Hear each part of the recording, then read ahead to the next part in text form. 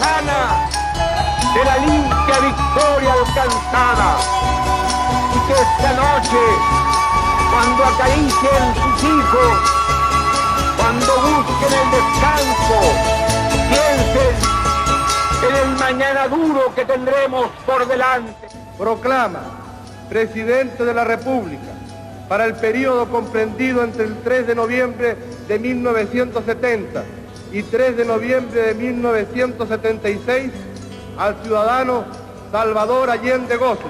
Se levanta la sesión.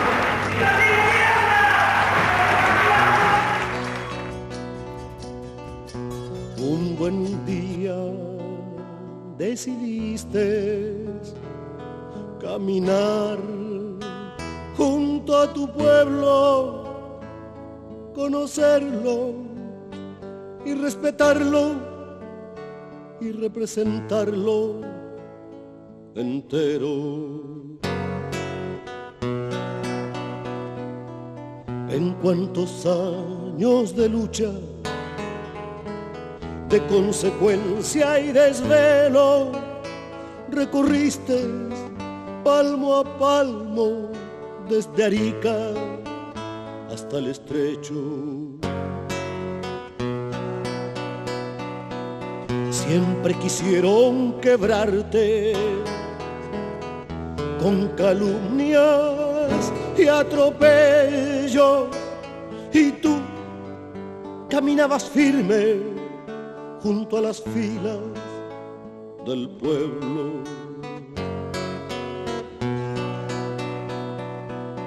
El año 70 justo sacaste un blanco pañuelo que iluminó nuestra patria.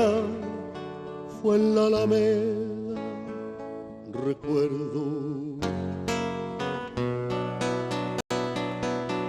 Entregaste a la mujer, al niño, al trabajador, un ancho y largo camino por un mañana mejor.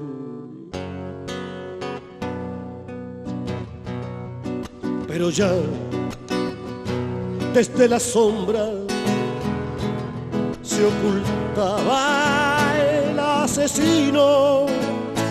Te querían de rodillas y no con el talle erguido. Te querían de rodillas y no con el talle erguido.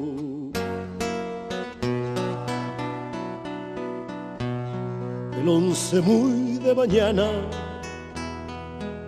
sabiendo lo que pasaba, fuiste el primero en la lucha con corazón y metralla. Fuiste el primero en la lucha con corazón y metralla.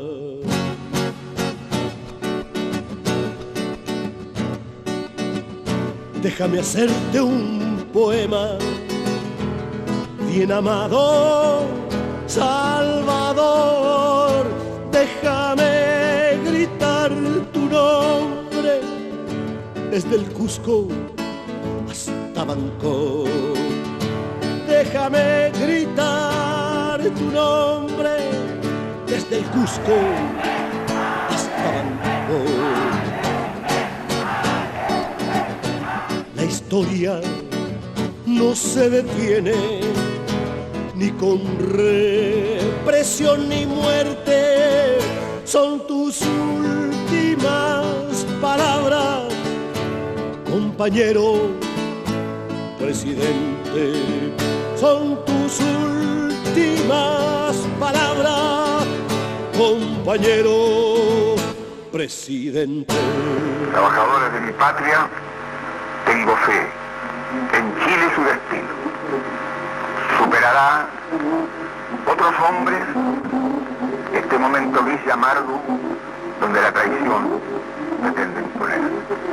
Sigan ustedes sabiendo que mucho más temprano que tarde, de nuevo, abrirán las grandes alamedas por donde pase el hombre libre para construir una sociedad mejor. ¡Viva Chile! ¡Viva el pueblo! ¡Vivan los trabajadores!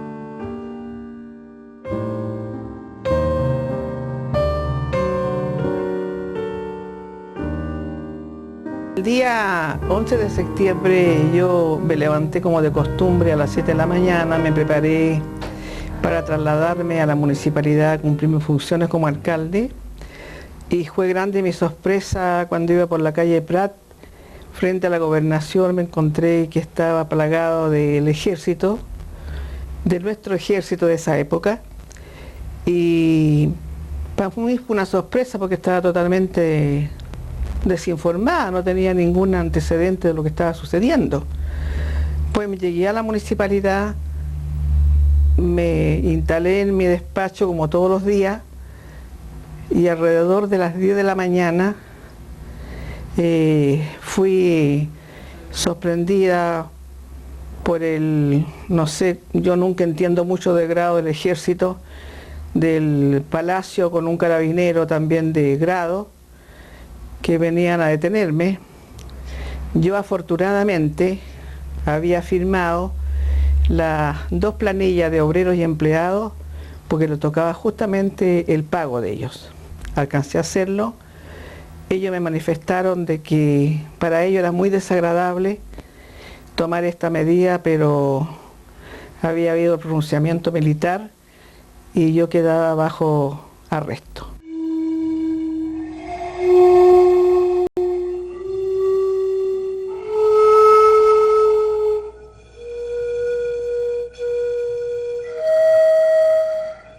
Bueno, a mí el golpe militar, la información del golpe militar yo la tuve en una situación muy curiosa porque como había escasez absolutamente de todo, yo ese día me levanté a las 6 de la mañana y fui a buscar a los operarios de mi empresa, a la fábrica de baldosas, y les dije, arriba muchachos, y manejando yo el camión me fui con 3 operarios, uno de los cuales todavía trabaja conmigo, y nos fuimos al río San José a sacar arena para llevar a la fábrica.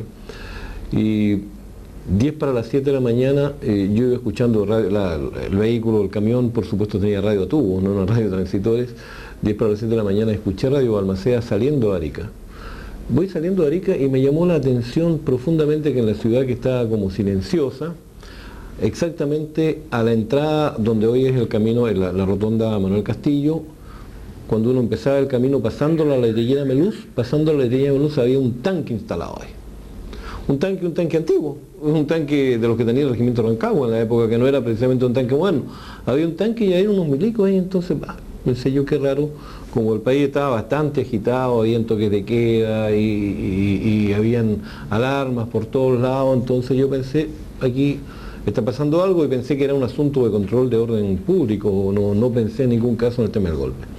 Cuando llegamos al río y nos metimos por donde hoy es la entrada de Cerro Sombrero, entramos a Cerro Sombrero, nos metimos al río San José y empezamos a palear la arena, La radio se había calentado lo suficiente, radiotubos por supuesto, para escuchar de Radio Balmaceda que Radio Balmaceda anunciaba que las Fuerzas Armadas habían provocado o tenían un movimiento militar en proceso. Nadie sabía de qué se trataba. Ahora obviamente yo le creía a la Balmaceda porque en la Balmaceda estaba metido Belisario Velasco, Ajenjo y gente que eran de mi color político. Entonces, ok, aquí pasa algo serio. Entonces cuando pasa algo serio les dije, muchachos, las palas arriba del camión, y a las 8 o 10 de la mañana, sin haber sacado la arena, regresamos a la avenida Argentina al fondo, y el tanque seguía ahí como inmóvil, no había al lado del tanque ni un batallón de soldados, nada. Había un tanque apuntando hacia la ciudad, a la salida de la ciudad, y no había nada. Obviamente no había terminales del agro, por supuesto no estaban los regimientos que hay ahora, sino que eso era un camino largo nada más, y puede haber habido alguna pequeña chacra donde hoy está Cerro Sombrero. Esa es la vivencia primera, inmediata de este asunto. Entonces cuando uno empieza a escuchar la radio de Balmaceda de que algo complicado estaba pasando, lo que yo hice fue cerrar mi empresa, empezar a llamar por teléfono a la gente que participaba de la idea de Mola Cristiana, a ver qué cosas sabía alguien, y nadie sabía más nada que lo que uno podía escuchar por la radio, y la radio lo escuchábamos todos. Entonces uno se va inmediatamente a su casa a tener los hijos, a tener la señora y todo el mundo en la casita y a juntar agua, porque ahí se veía ya que el asunto tenía cara de ser algo complicado. Nosotros el mismo 11 de septiembre no sentíamos el asunto del golpe, sino que ya lo veíamos venir de un tiempo pasado, con referencia a cómo se estaba presionando el gobierno de Allende a través del movimiento internacional, especialmente en Estados Unidos. Entonces, poco a poco nosotros, entendiendo lo que iba a significar a posterior, bueno, digamos, tomando medidas correspondientes, como yo soy miembro yo en esa época era dirigente de la dirección del partido, por lo tanto veíamos venir esta situación. Días antes nos pusimos también en alerta y tratar de ocultar la mayor cantidad de antecedentes y materiales e identificaciones de los compañeros del partido en general. Teníamos caso de Yakarta, por ejemplo, tuvimos en varias partes la feroz represión contra los movimientos de izquierda.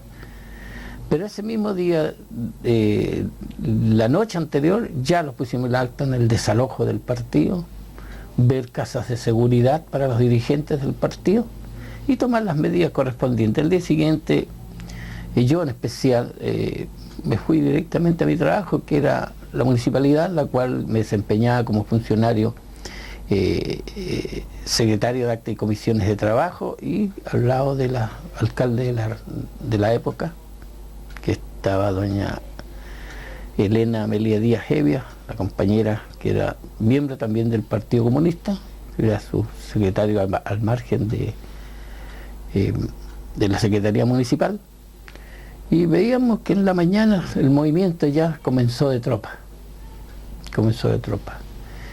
Y próximamente a la llegada del aviso de que el golpe estaba dado, empezamos a tomar medidas con los compañeros que están en la municipalidad, que empezar a salir de la municipalidad, y justamente se asume una responsabilidad ahí de parte de ¿cómo se llama?, del miembro del Partido Socialista, Leonel Balcarce Rocco, que asume la responsabilidad de alcaldía. En todo caso, tuvimos que evacuar la municipalidad temprano, especialmente los miembros del Partido Comunista y los compañeros que eran de la izquierda, socialistas, MAPO, etcétera, etcétera. Tuvimos que salir del trabajo y dirigirnos a nuestros lugares que teníamos asignados como casas de seguridad. Ya habíamos estado sacando materiales de ¿cómo se llama?, de nuestro partido, que eran papeles, documentos. Y refugiarnos en las casas de seguridad por un tiempo, que pasara este asunto del golpe. En realidad nosotros el partido lo sentíamos así de que venía un golpe militar, que había que tomar las medidas correspondientes. Pero no pensamos jamás, con el correr de los días, lo cruel que iba a ser esta dictadura. especialmente con aquellos que pensaban distinto al régimen militar, de la crueldad con que iban a actuar.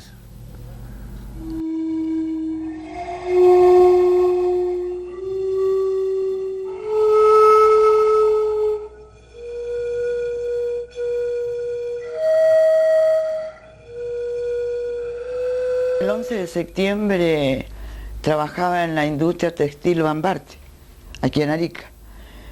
Mis funciones eran de cajera del departamento de expedición de la empresa. Esa mañana me iba a trabajar. Bueno, ya estaba funcionando lo que era el golpe en su magnitud en la capital, pero nosotros siempre pensando de que esto era una cosa pasajera. Y me fui a trabajar, y cuando llego al trabajo me encuentro con que está toda la gente en la calle y está rodeada de militares con metralletas, con armamentos que yo en forma especial no había visto nunca. Desde ahí ya después nos dejaron entrar y empezó un proceso de incertidumbre, porque nadie de lo que estábamos adentro, de todos los compañeros de trabajo, sabíamos lo que estaba pasando, y empezó a haber un control, un chequeo en forma personal de cada funcionario, y entraba gente que no tenía uniforme, vestidos con las cotonas de los trabajadores, que estaban hechas desde antes para que ingresaran y se mezclaran entre los trabajadores. Yo soy esposa de un expreso político, militante ambos del Partido Comunista, y mi compañero, que entonces trabajaba en la municipalidad, asumió en esos momentos como alcalde, porque mandaron con prisión domiciliaria a la compañera Elena Díaz Evia. Entonces lo echaron en 5 minutos, y asumió en ese entonces el Leonel Balcarce Rocco, y él lo despidió. Fue el primer funcionario despedido de la municipalidad. Por lo tanto, mi compañero tuvo que refugiarse en otra casa. Mi hijo Fidel Armando, que en este momento se encuentra en Canadá, se quedó con unos amigos porque era militante del MAPU, obrero campesino. Mi otro hijo, que no se encontraba en el momento del golpe fuera de Arica, también es un hombre militante del MIR. Y mi hija, que era militante de la J, Verónica, que se encontraba también en otra casa. Por lo tanto, ustedes pueden darse cuenta de que esta casa en 5 minutos, este hogar quedó desarticulado, así totalmente, con la incertidumbre de que dónde estaban los míos y qué iba a pasar con ellos. Quisiera narrar esto porque yo creo que a los 30 años es necesario que nosotros, todos los que tuvimos una cuota directa de acontecimiento vivido, que narre y que no me emocione, pero cuando hablo de mi compañero es fácil conversarlo porque es un hombre que me ha ayudado a formarme políticamente, pero cuando hablo de los hijos es diferente. Es como que se te trunca la vida, te quitan la mitad de la vida, porque yo digo, cuando a ti te quitan los hijos, quitar no es que desaparezcan solamente, no es que se mueran. Quitar es cuando te impiden formar a una familia que estás formando como tú quieres, o como pudiéramos haber sido. Pero cuando te quitaron a un chico de 19 años y te lo meten preso, después ya no lo ves en 16 o 20 años, es como te quitaron el derecho a terminar un deber de madre, de familia y de hijo. Y que tú ves después, cuando llega un desconocido, una persona que empiezas a tratar nuevamente. Yo no sé si a los hijos les pasa lo mismo, pero a nosotras las madres, yo creo que a la mayoría. A mí, yo he tenido que volver a construir una relación de familia Era presidente del Sindicato Industrial de Coelsa, pertenecía también al sector, al cordón industrial, en la parte electrónica, y teníamos más o menos 350 trabajadores dentro de la empresa Industria de Componentes Electrónicos, que abastecía de transformadores a las otras empresas, o sea, Media Pisal y a muchas más. La industria fue allanada. Cuando estaba, como le decía anteriormente, nosotros estábamos arriba con el interventor, don Luis Figueroa, y me llaman por teléfono de que había una reunión en la CUT. Entonces nosotros tomamos la determinación de que era peligroso ir a la CUT, porque los podían allanar la CUT. Entonces preferimos llamarlos a ellos, a nosotros, a Coelsa, y así fue como llegó toda la plana mayor a Coelsa, la plana mayor de la CUT, encabezada por el compañero José Contreras y Fuentes. Dentro de ellos Julio Cámara también venía, de lo que recuerdo. Entonces ya tipo 11:30, me acuerdo siempre porque faltaba media hora para que entrara el turno del primer turno de colación. Lo allanaron las industrias, subieron por las panderetas, por las murallas, por todas partes de la industria, porque la industria de nosotros es una esquina, ¿ya? En Azola con Oscar Quina, con Azola y Renato Roca. Entonces por los tres lados, digamos, saltaron los militares con fusil en mano, y cuando se supo que estaban ahí la plana mayor de la CUT, llegó más refuerzo, llegaron más, y ahí lo detuvieron a todos. Ese fue la parte del allanamiento. Muchos desmayos también, había muchos desmayos de mujeres que estaban embarazadas, mujeres, conté 14 mujeres antes que me detuvieran, desmayadas. Esa mañana para mí fue terrible, porque todo fue tan de improviso que no nos dimos cuenta cuando estábamos acorraladas por militares. Y yo tenía 3 meses de embarazo, y mi embarazo era de alto riesgo. Y el impacto me hizo perder a mi bebé. Y para mí fue un momento terrible porque yo nunca había vivido eso. O sea, yo creo que nadie. Fue impactante para todos. Incluso trataron mal a algunas personas, los botaron al suelo. Y con metralleta, que era como una guerra, una cosa que yo creo que de vivirlo no lo viviría nunca nuevamente. Entonces fue un momento en que ayer le conté a mis hijos lo que había pasado. Y mis hijos se pusieron a llorar, porque son débiles, son igual que yo, sensibles. Mamá me dijo, pero ¿cómo es posible? Dijo que usted haya vivido eso. Sí, pues híjole, así lo vivimos todos allá en Coelsa. Cuando me enteré del golpe yo estaba todavía en mi casa, en la mañana. La verdad es que yo salí de mi casa, yo vivía en esa época en la población Chinchorro, salí de mi casa hacia la universidad, a la avenida Santa María me parece que se llama. Yo actualmente estoy en Arica de vacaciones, entonces hay muchas cosas que se me han olvidado. Y esperé mucho rato movilización para poder llegar a la universidad, y no pasaba nada, no pasaban micros, nada. Y me devolví a la casa. Y cuando iba llegando de vuelta a mi casa, una vecina que salió gritando anunció el golpe militar. Igual yo fui a la universidad, después un vecino me llevó.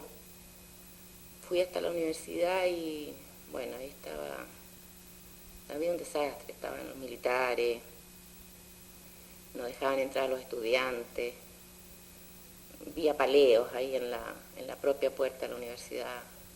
Y de ahí me parece que nos fuimos un grupo a la casa de un compañero. La verdad que el motivo de la detención yo lo supe después que me habían soltado. Yo trabajaba como docente, yo en esa época tenía 23 años, el año 74, ya era docente de la Universidad del Norte, y entre un viernes 12 de julio, el viernes 12 de julio y el sábado 13, ingresamos en la cárcel 12 mujeres de la Escuela de Educación, entre profesoras y alumnas. Yo considero que tuve suerte. Dentro de todo tuve mucha suerte porque yo estuve, digamos, todo este grupo estuvo poco tiempo detenida. Estuvimos una semana nomás en la cárcel. Aunque siempre que yo cuento mi experiencia, yo digo que un día basta.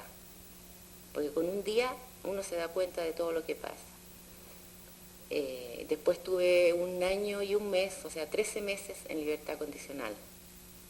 Tenía que ir a firmar todos los viernes a la Fiscalía Militar que se encontraba en esa época en Arturo Prat, abajo, donde era el correo, parece antes. Y durante esa semana que yo estuve detenida, a mí nunca me tomaron declaraciones.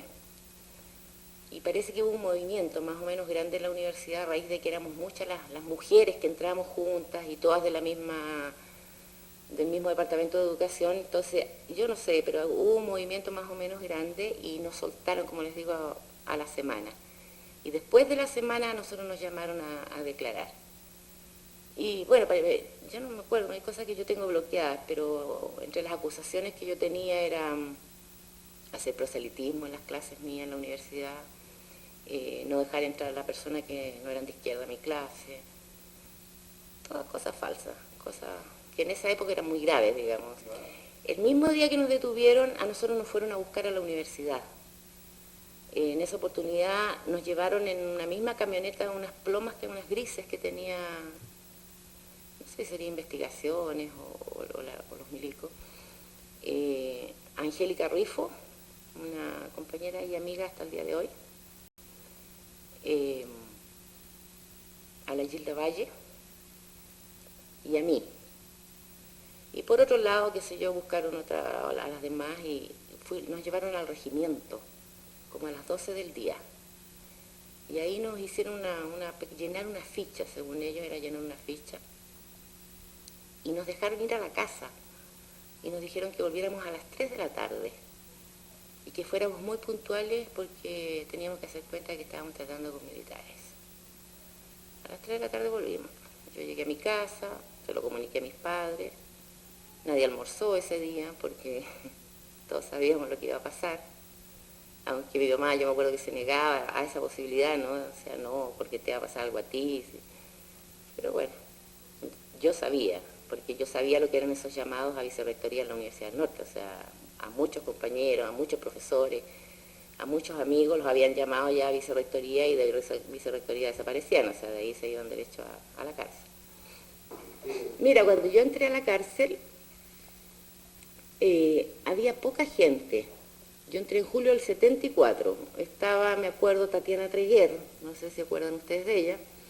Estaba la Inés Benito, que es una señora de la edad de mi mamá, que era vecina nuestra, además amiga. Entre otras personas no me acuerdo los nombres, ya no me acuerdo. Pero eran como 10 más o menos, 10 o 12. Mujeres, sí, mujeres. Y entramos 12 más.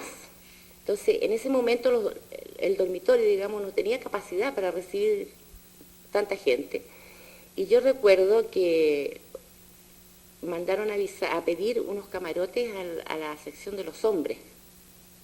Entonces, ven ahí unos gendarmes, me imagino, a buscarla. Y cuando llegaron allá, claro, la gente, los muchachos que estaban ahí detenidos preguntaron, bueno, ¿pero quién llegó? ¿Qué tanta gente, tantas mujeres? ¿Quiénes son? Y cuando les dijeron que, bueno, que éramos de la Escuela de Educación, la Cata de fulana, la Sonia Vázquez, qué sé yo, la Angélica Rifo, ahí estaban todos nuestros compañeros de la universidad, o sea, todo el resto de los colegas, empezando por el vicerrector Julio Parra. Entonces ellos todos se ofrecieron para llevar los camarotes a la sección de las mujeres, pero como eran de la misma universidad no los dejaron, eso me acuerdo, no los dejaron. Ahora, cuando yo entré, la mayoría de la gente era conocida, o sea, era familiar. La cosa era familiar porque eran toda gente rica conocida la que estaba adentro. Había un poquito de tensión porque la gendarme se llaman las mujeres, parece que cuidan también, ¿no? La gendarme, ellas no eran buenas con las políticas. Ellas tenían mucha preferencia por las presas comunes. Que nosotros estábamos separadas por una puerta, pero una puerta que permanecía abierta en el día. O sea, estaban los dos patios juntos, pero no se podía traspasar esa puerta. Eso me acuerdo yo. Entonces ellas siempre le daban el favor tenían mucho favoritismo por las presas comunes y a nosotros siempre sí tratando de afectarnos psicológicamente. Había un médico también que iba, que ya no me acuerdo cómo se llama.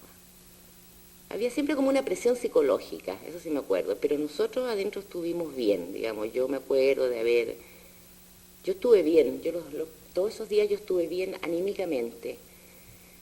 Y me acuerdo que el último día, que yo no sabía que era el último día, estaba acostada yo, mirando así, miro al camarote del frente arriba y estaba la Tatiana Treguera ahí arriba. Y me acuerdo que la Tatiana llevaba ya, no sé, 10 meses ahí desde el golpe hasta julio del próximo año.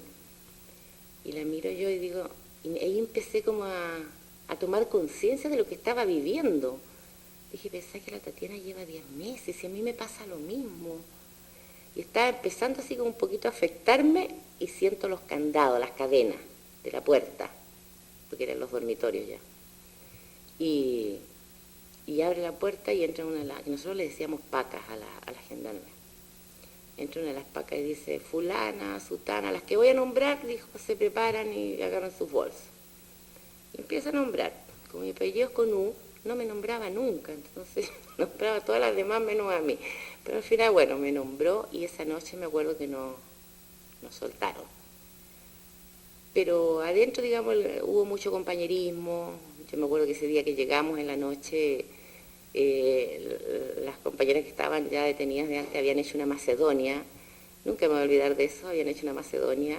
La tenían ahí en el dormitorio, ellas no sabían que nosotros íbamos a entrar y apenas llegamos, nos sirvieron, qué sé yo, conversamos mucho.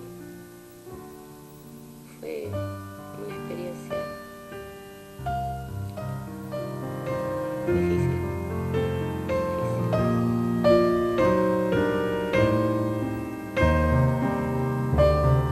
Cuando me sacan del regimiento, se me dijo que iba a ser fusilado. Cuando yo llego a la cárcel de Arica, eran 2 galpones grandes, 2 dormitorios colectivos que estaban súper abarrotados de gente, en litera de 3 pisos, con muy poco espacio para circular entre litera y litera, con muy pocas condiciones de higiene. De hecho, durante las noches solamente disponíamos de un típico tarro mantequero para hacer nuestras necesidades biológicas, ¿no? Esa era la situación cuando yo llegué a la cárcel. Mi proceso y mi condena tienen mucho que ver con mi actividad artística, ¿no? A mí se me condena por ser actor de teatro que pone su idea al servicio, su arte al servicio de idea extranjerizante, paréntesis, marxismo-leninismo. Eso decía mi condena. Recuerdo una anécdota que hizo época. Había un compañero, Marcelo Segal, que era muy anciano, ¿no? Un hombre de mucha edad, y que obviamente, como todos los presos, él esperaba en la noche, cuando estaban todos durmiendo, para hacer su necesidad biológica en unas tazas tipo silla turca, que es solamente el hoyo, 2 lugares donde uno pone los pies, nada de taza, es decir, en el aire, en cuclilla, que después de todo es la mejor manera de defecar. Entonces la mayoría de los profesores, profesionales, gente con cierto pudor, prefería hacerlo más en privado, no en cualquier momento en que todos lo miraran, porque hasta ese derecho se nos privó de la privacidad para hacer tus necesidades básicas, elementales. Pero un día cualquiera el gendarme, parece que llegó mal genio, había hecho 2 o 3 turnos seguidos, entonces este tipo prohibió el ingreso al baño. Dio un plazo hasta las 9 de la noche, después de las 9 de la noche cerró la puerta y nadie más podía entrar al baño. Entonces Marcelo Segal, que era un gran hombre, gran académico de la universidad, no escuchó, parece, la advertencia, y tipo 12 de la noche, como tenía entrenado su organismo para defecar derechamente a esa hora, pidió permiso para ir al baño. Y este gendarme muy descriteriado, muy mala leche, le negó el permiso. Entonces don Marcelo insistía en que le dieran permiso para ir al baño y el gendarme insistía en no abrir las puertas y no iba al baño. Llegó un momento en que era insostenible la situación, nuestro compañero prácticamente rogando por ir al baño y el tipo que no le daba permiso. Hasta que aparece por ahí Palazuelo, cuyo nombre no recuerdo, que había sido jefe de la ECA, con mucho cariño saca un tarro que todos usábamos tipo leche nido, ¿no? Tarro cualquiera, donde guardábamos el azúcar, el té, nuestras provisiones, vacía el tarro y le dice: compañerito, no se preocupe, aquí somos todos solidarios, estamos todos presos, todos entendemos. Yo le sujeto el tarro y usted hace sus necesidades aquí en el tarro, nadie lo va a criticar, nadie, pero ¿cómo es posible, compañero?, dice con una voz muy ronca. No, háganlo con toda confianza, aquí estamos todos presos, somos todos izquierdistas. Pero ¿cómo se le ocurre? Bueno, era tanta la necesidad de defecar de este compañero, que al final se dio pues, ante natura, se acomoda, se prepara y hace sus necesidades, pero con tan mala suerte que era una cuestión interminable, ¿no? Interminable. Entonces en un momento Palazuelo dice: traigan más tarro, que este viejo culiado tiene diarrea. 2, 3 tarros y corría. Entonces fue un contraste, ¿no?, en la forma respetuosa, amable, al principio compañerito allá, y con el contraste, bueno, era la realidad que nosotros vivíamos. A ver, yo fui detenido el día 22 de octubre del 73, era estudiante de agronomía en la Universidad de Chile, y las clases se habían suspendido, producto de todo lo que había sucedido en Chile. Y cuando se retoman las clases, yo vuelvo, ya pensando, digamos, que no se habían cometido ningún tipo de delito, vuelvo a la universidad y el día 22, digamos, bueno, soy sacado por una patrulla de carabineros desde mi casa. De ahí soy trasladado a la comisaría del Retén Estadio, en la cual estoy una noche. De ahí estoy 3 o 4 noches en investigaciones, que está ahí en 21 de mayo arriba. Y posteriormente soy trasladado al regimiento, que también estoy como 3 o 4 días más, digamos, y para luego pasar a la cárcel. Yo, por ejemplo, tuve unos vecinos, la familia Vázquez, que somos nacidos y criados en este barrio, el del cual de muchos años atrás, por parte de mis padres, mis madres, vivimos actualmente. Me refiero a los jóvenes Miguel Vázquez y Sergio Vázquez, su mamá Juanita, y además que a su padre lo conocí yo porque era un oficial mayor distinguido de la Armada, que fue buzo, y a lo largo de todo Chile lo conocimos mientras navegábamos. Así que yo a la familia Vázquez la conozco por mucho tiempo. Y es por eso que también me sentí cuando mi vecina me vino a buscar en esa mañana una mañana en la cual me dice: Pepe, me dice, resulta que tomaron detenidos a mis hijos. Sí, me dijo, y te quiero pedir un gran favor, pero para esto quiero que seas bastante hombre, me dijo.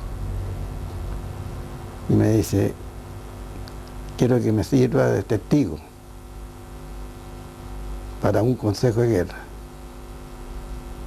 Yo la verdad las cosas no lo pensé mucho. Y le dije: conforme, Juanita, le dije. ¿Y cuándo va a ser? Ahora, me dijo, en este momento. Así que fui, me preparé, me cambié de ropa y salgo afuera y está el auto esperándome. Y en el cual ya estaba el abogado Poblete.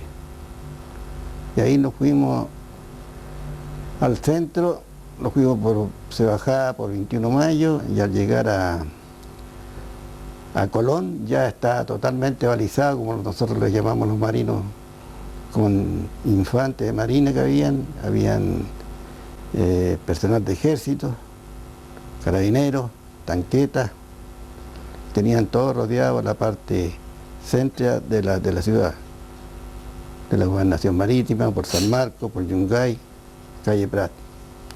Y entramos por Prat a la altura de la bajada de San Marcos y lo introdujeron a la gobernación departamental. Ahí esperé un momento y en eso fui llamado al Consejo de Guerra. Era una sala en la cual está llena de oficiales, tanto de ejército, de la Armada, Aviación y Carabineros, pero eran puros oficiales. Una silla al centro y atrás los tenían detenidos a Miguel, del cual fui testigo, Miguel Vázquez Osorio. Y lo primero que hicieron, se iniciaba las preguntas, y me preguntan el nombre del testigo. Entonces yo, con voz de marino, le dije: José Ignacio Rivera Durán.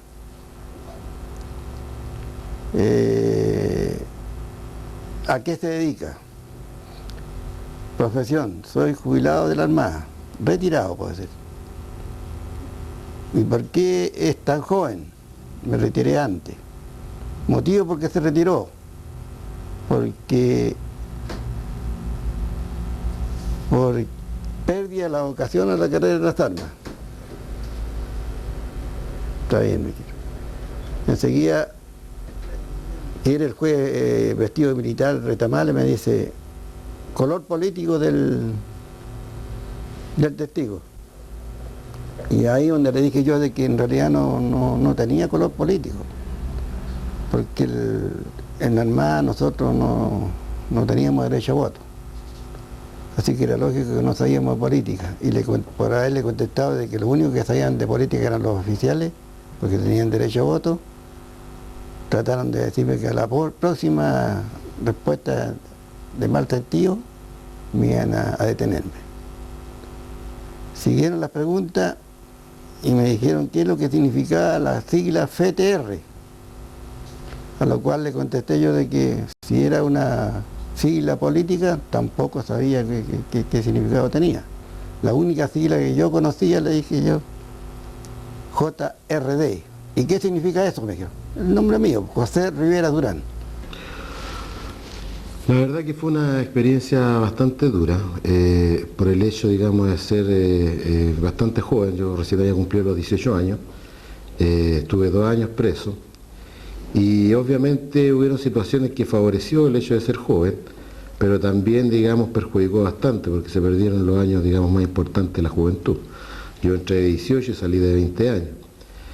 Y producto, digamos, de todo lo que fueron los juicios que tuvimos, o que tuve en lo personal, se me dio la libertad en un momento de que yo ya estaba condenado. Yo había sido condenado primero a 13 años, después me bajaron la condena a 5 años y 1 día, y cuando ya alrededor de 22, 23 meses me llamaron a la fiscalía y me dieron la pena con tiempo cumplido, ¿ya? Obviamente eso me permitió salir de la cárcel, pero a la vez quedar en la ciudad, cosa que con el tiempo, digamos, con la agudización de la represión en Arica, se hizo casi intolerable vivirlo, ya que el año 79 soy secuestrado, digamos, por un comando de la CNI, dirigida por Gabriel Hernández Anderson. El año 80 también el mayor Delmas, digamos, llega a la Zapaín, y yo, siendo jefe personal en esa ocasión, digamos, tengo que salir porque llega Pinochet, ¿ya? Y después, ya al finales de la dictadura, como el año 86, después del atentado a Pinochet, también la casa de allanada, digamos, visualizándonos como dirigentes de la resistencia de Arica. Bueno, Jorge era un estudiante de administración de la Universidad de Chile, en la que soy el Campus Velázquez, y fue uno de los primeros compañeros del MIR que cayó preso.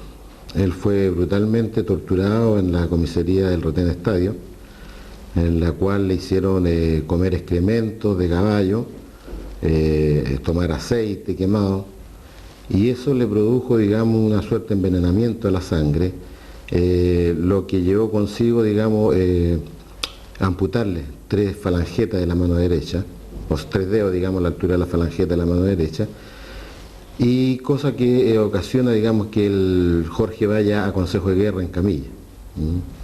Él va el 28 de diciembre del año 73, condenado, me parece, si mal no recuerdo, a 19 años.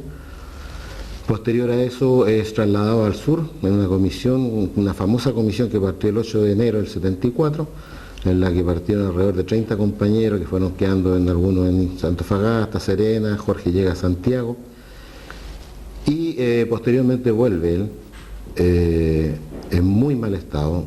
Se mantenía con unos remedios que le entregaba la Cruz Roja Internacional, que los mandaba desde Suiza, y para que la verdad que Jorge no muriera en la cárcel, le dan la libertad. Tiene que haber sido a mediados del año 74, tiene que volver a Santiago y le dan la libertad. Jorge nunca se recupera de las torturas recibidas, y si bien es cierto, después sale del país, se trasladan a Panamá con su familia, específicamente con sus padres, y muere años posteriores, digamos, no recuperándose nunca las torturas recibidas.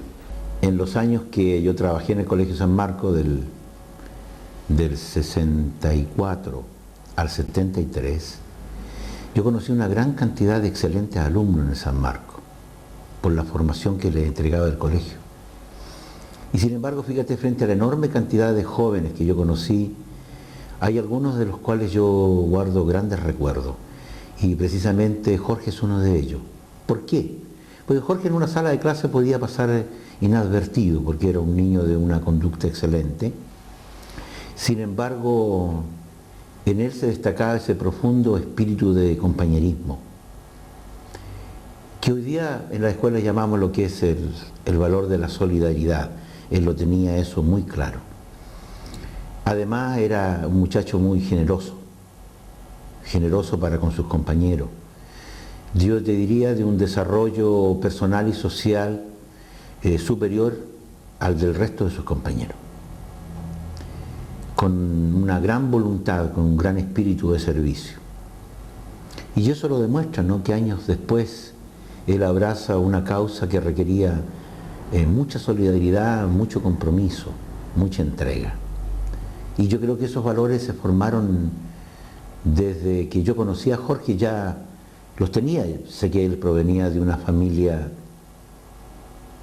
que tenían grandes valores. Recuerdo especialmente, más que al papá, a la señora Elena, su madre, ¿no? Y porque también eso se refleja, aunque no en la profundidad, en Cucho, en Agustín, ¿no?, que también fue un gran alumno. Pero Jorge me dejó esa huella por esa capacidad profundamente humana que él tenía. Y como te digo, principalmente por su sentido de solidaridad. Y me parece que eso lo lleva a tomar posiciones, ¿no?, que en el fondo son las que hoy día mueven al mundo en busca de otras posibilidades distintas de existencia. Hoy día podemos jugar un poco a pensar, bueno, ¿qué sería hoy día Jorge si estuviese vivo? Yo creo que sería un gran líder, que no habría renunciado a sus principios.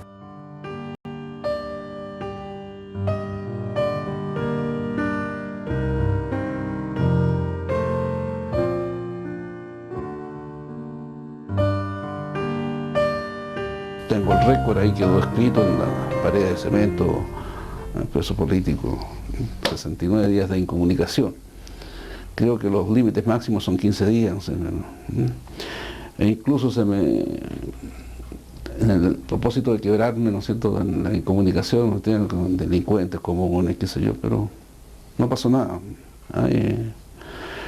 Y no teníamos nada que ocultar, no teníamos nada, digamos, que arrepentirnos. Por el contrario, yo siempre, cuando recuerdo esto, lo encuentro con mucha honra, porque nuestra actuación, o sea, mi actuación en política se debió, ¿no es cierto?, a una sensibilidad social, al que estaba totalmente,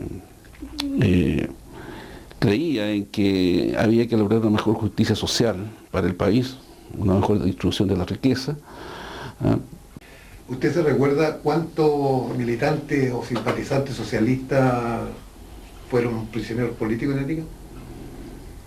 Bueno, todo el comité regional estuvo completo, cerca de 22 personas, y aparte de eso los dirigentes de seccionales, eran más o menos como cerca de 100 dirigentes, claro, dirigentes gremiales, seccionales, estudiantiles, profesionales, profesores. O sea, a lo mejor me quedo corto en decir 100, pero fueron rotando. O sea, por el hecho de decir que eran simpatizantes del Partido Socialista y ¿Los compañeros Ripoll, Valenzuela, eran militantes del Partido Socialista? Sí, y dirigentes también, dirigentes del Partido Socialista. Afortunadamente no fueron muchas las bajas comparado con el resto del país. O sea, en el resto del país prácticamente el 80% de los comités regionales fueron borrados del mapa. Entonces uno de los que salieron airosos, o sea, con menos baja prácticamente se fue Arica. Y en Iquique tuvo una sensación bien lamentable. Pero aquí en Arica, tuvimos casos de Ripoll, de Donoso y de Valenzuela. Y Sancán también, que afortunadamente se salvó, o sea, salió ileso. Entonces, pero hubo bastante represión en el partido, contra el partido.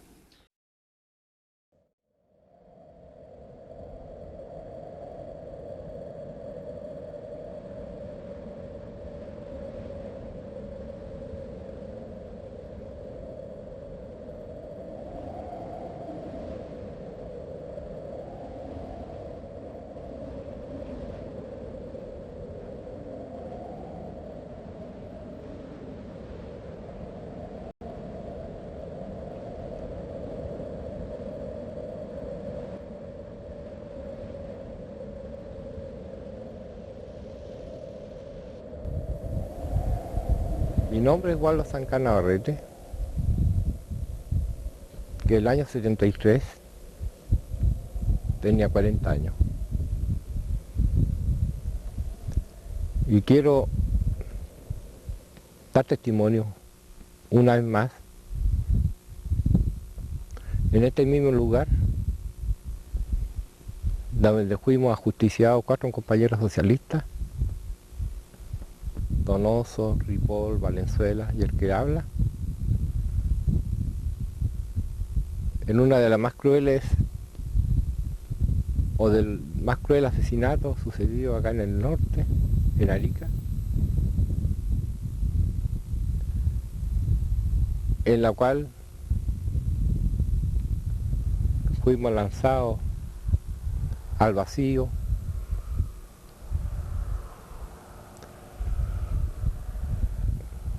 por funcionarios del Servicio de Inteligencia del Gobierno Militar, quienes nos trajeron a este lugar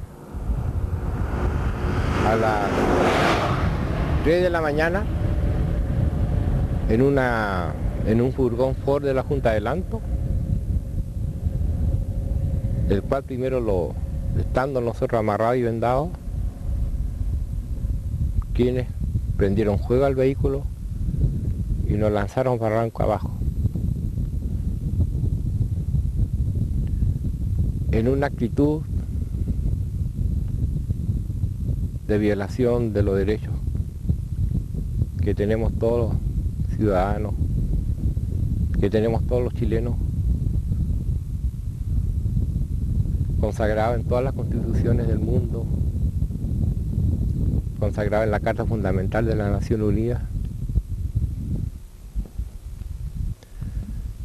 Y después que nos lanzaron barranco abajo, después que fuimos ejecutados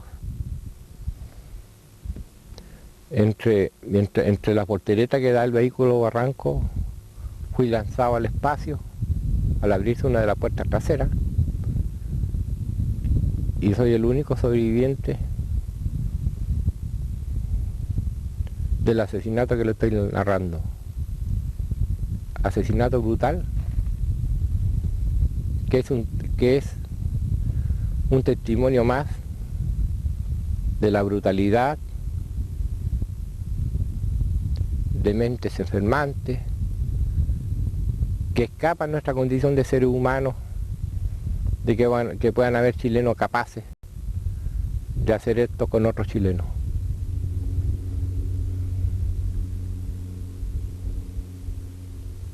Dar testimonio de lo que está pasando es escribir la historia de nuestro pueblo, es aportar a la verdad, es decirle a todos con este ejemplo que esto nunca más tiene que suceder en nuestra patria.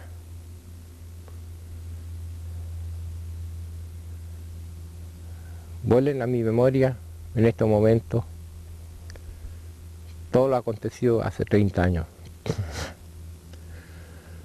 Acontecido no solamente a nosotros,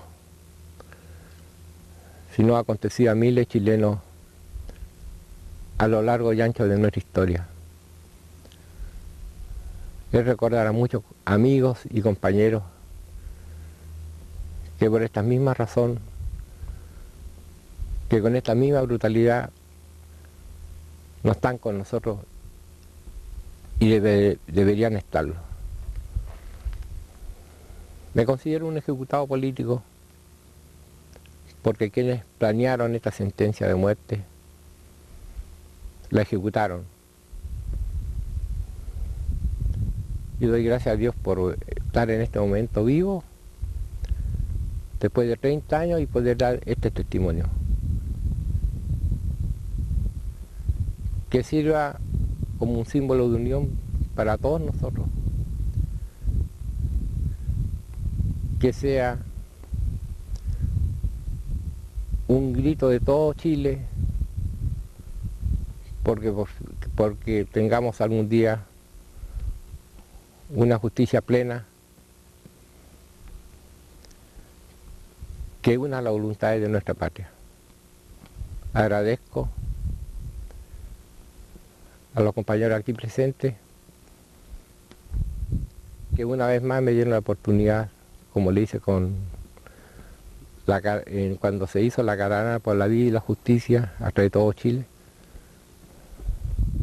de dejar el testimonio a las generaciones futuras de nuestra patria. Gracias. Aunque los pasos toquen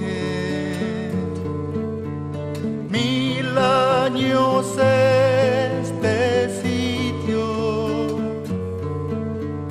no borrará la sangre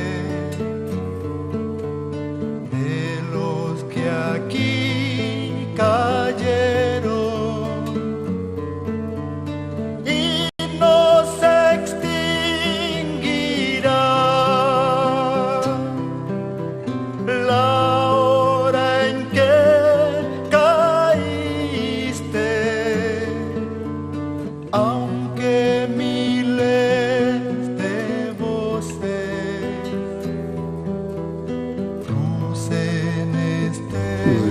Soy Pedro Atencio Cortés, soy hermano de Vicente Atencio. Mi hermano es detenido, desaparecido, fue por mucho tiempo, desde el 11 de septiembre de 1976 hasta 1990, que fueron encontrados sus restos en Colina. Primero fue presidente del sindicato, dirigente del Comando de Pobladores, no era Unión Comunal de Pobladores, dirigente del Comando de Pobladores, dirigente posterior después como dirigente sindical en los tiempos del Puerto Libre, presidente del sindicato y dirigente de la CUT. Y por eso él fue candidato a regidor en ese tiempo, se elegían los regidores. Salió de regidor un periodo y después postuló nuevamente y quedó como alcalde. El Vicente además fue presidente, con su calidad de alcalde, presidente de la Junta de Adelanto, y fue además un periodo que terminó su periodo, fue candidato a diputado, salió con la primera mayoría, me recuerdo yo, aquí en Arica, en la elección de parlamentario. Estuvo un periodo como parlamentario y posteriormente haya sido recién elegido. Él tenía nuevamente en la reelección, tenía como en marzo había sido elegido, hasta septiembre, unos meses de diputado recién elegido. El Vicente, cuando vino el golpe del 73, él se quedó en Santiago, o sea, como parlamentario, él estaba allá. Estuvo, de acuerdo a lo que sabemos nosotros, un tiempo escondido por ahí en la casa de un policía, no sé si era carabinero, que es Larner, un mes más o menos, y después salió. Y bueno, el Vicente siempre siguió trabajando, nunca se quiso ir, siguió trabajando en la clandestinidad. Y después de eso, él asumió puesto en la clandestinidad, en la reconstitución del movimiento popular y en la defensa de lo que él siempre ha representado. Él no se quiso ir para afuera. Él se quiso quedar aquí en Chile porque pensaba, y ahí se ve la consecuencia de él, que aquí no éramos los comunistas los perseguidos o los que éramos de la Unidad Popular, sino que era el pueblo en general. Y él pensaba que su obligación como dirigente, como es parlamentario y dirigente obrero, era su obligación quedarse a defender los intereses de los trabajadores aquí en Chile.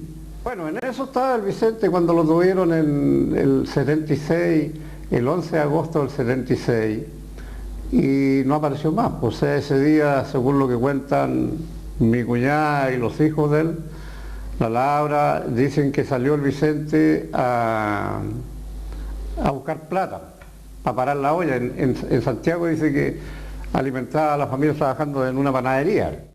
El hecho de ser usted un dirigente político, ser dirigente del Partido Comunista, ser dirigente social en diferentes tipos de organizaciones, y además la carga tan pesada de ser familiar de detenido desaparecido, ¿cómo se lleva eso? ¿Qué es lo que significa? ¿Qué dolores le ha producido a usted el hecho de tener un hermano desaparecido? Bueno, usted lo dijo, un dolor muy grande. O sea, primero porque uno, bueno, ¿quién más que yo? Pues yo digo siempre, nosotros estuvimos en el mismo vientre con el Vicente. Y de ahí viene nuestra relación con él. Y los conocimos desde niños, o sea, somos hermanos de sangre. Y bueno, y los dos éramos comunistas. De ahí que frente a eso, para nosotros fue un golpe muy duro. Yo me recuerdo cuando aparecieron, cuando le identificaron al Vicente, yo era dirigente del Comité Regional del Partido Comunista y me habían designado el mismo día, teníamos un acto con los viejos de la tercera edad, los comunistas de la tercera edad, y yo tenía que atenderlos a ellos, yo tenía que ir a hablar a ellos. Y llegó un periodista de la radio de Telenorte a decirme, el Torres, que los restos que habían aparecido en Colina eran de mi hermano. Ahí supe yo que eran de él. Y ahí fue la primera vez que supimos que habían aparecido. Porque yo, por lo menos a mí me pasaba que yo pensaba que el Vicente lo habían muerto. Pero ahí me di cuenta que siempre el subconsciente de uno nunca creíamos que estaba muerto. Porque yo, bueno, después que comprobamos eso, llamé a la familia, fuimos a la prensa, hablamos del Vicente, y después de eso me tocó hablar a mí, y cuando estaba hablando este tema, ahí yo recién me vine a dar cuenta, o sea, uno nunca piensa, cuando se habla de los detenidos desaparecidos, que están muertos, o sea, porque nosotros no los contaba esa situación. Ahí me quebré. O sea, la verdad es que no pude seguir hablando y fue bastante terrible venir a hablar después de tantos años que aparecieran los restos del Vicente. El pueblo unido jamás será vencido. El pueblo unido jamás será vencido. El pueblo unido jamás será vencido. De pie cantar que vamos a triunfar, avanzan ya banderas de unidad y tú vendrás marchando junto a mí y así verás tu canto y tu bandera florecer, la luz de un rojo amanecer anuncian ya la vida que vendrá. De pie luchar, el pueblo va a triunfar, será mejor la vida que vendrá a conquistar nuestra felicidad. Y en un clamor, 1000 voces de combate se alzarán, dirán canción de libertad, con decisión la patria vencerá. Y ahora el pueblo que se alza en la lucha con voz de gigante gritando adelante. El pueblo unido jamás será vencido. El pueblo